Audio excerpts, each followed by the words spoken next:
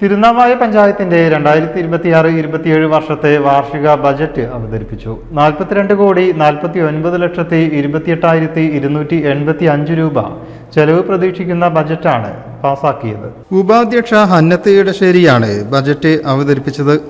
45,45,39,348 രൂപ വരവും 42,49,28,285 രൂപ ചെലവും പ്രതീക്ഷിക്കുന്നതാണ് ബജറ്റ്. ജില്ലയിലെ വൈകി അധികാരത്തിൽ വന്ന തദ്ദേശ ഭരണ സ്ഥാപനങ്ങളിൽ ഒന്നാണ് തിരുനാവായ. ഈ ബജറ്റിനെ വാർഷിക പദ്ധതിയുമായി സംയോജിപ്പിക്കാൻ കഴിയാത്ത സാഹചര്യം നിലവിലുണ്ടെന്ന് ഭരണസമിതി പറഞ്ഞു. പ്രശസ്ത കവി ചങ്ങമ്പുഴ കൃഷ്ണപിള്ള പറഞ്ഞ ഒരു വാചകം കൂടി ഞാൻ ഓർമ്മിപ്പിക്കട്ടെ. അദ്ദേഹം പറഞ്ഞു, നാളേക്കായി വിതയ്ക്കുന്ന വിത്താണ് ഇന്നത്തെ പ്രവൃത്തി. നമ്മുടെ ബജറ്റ് എന്ന ഈ വിത്തിനെ നട്ടുനനച്ചു ചെടിയാക്കിയും മരമാക്കിയും പൂർണ്ണതയോടെ വളർത്താൻ നമുക്കെല്ലാവർക്കും ഒന്നിച്ച് കൈകോർക്കാമെന്ന് അഭ്യർത്ഥിച്ചുകൊണ്ട് ഞാൻ അവസാനിപ്പിക്കുന്നു. ജയ് ഹിന്ദ്.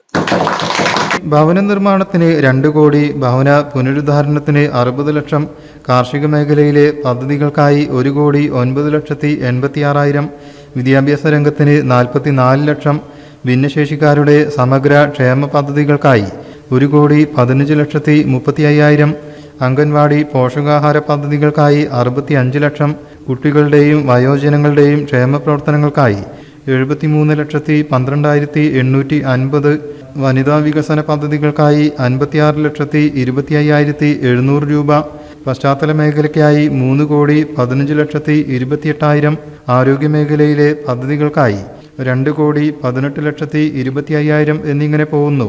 വകയിരുത്തൽ: മൃഗസംരക്ഷണ മേഖല, മത്സ്യകൃഷി പ്രോത്സാഹനം, കലാകായിക, യുവജനക്ഷേമം, ശുചിത്വ, മാലിന്യ സംസ്കരണം തുടങ്ങിയവയ്ക്കും ഫണ്ട് മാറ്റിവെച്ചിട്ടുണ്ട്. News bureau, Tirur. നമ്മുടെ കുബൂസ് അത് നമ്മുടെ ഗൾഫിൽ കിട്ടുണ്ടായിരുന്ന കുബൂസില്ലേ, നിനക്കിഷ്ടപ്പെട്ട ആ കുബൂസ്.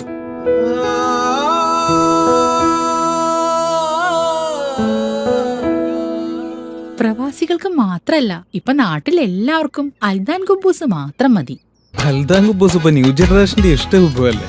ഷുഗർ ഉണ്ടെങ്കിൽ ഗോതമ്പിന്റെ കുബൂസ് ആവാട്ടോ. മലയാളിയുടെ ഭക്ഷണ താല്പര്യങ്ങൾക്ക് ഇനി പുതിയ സ്വാദ്. അൽദാൻ ലെബനീസ് കുബൂസ്.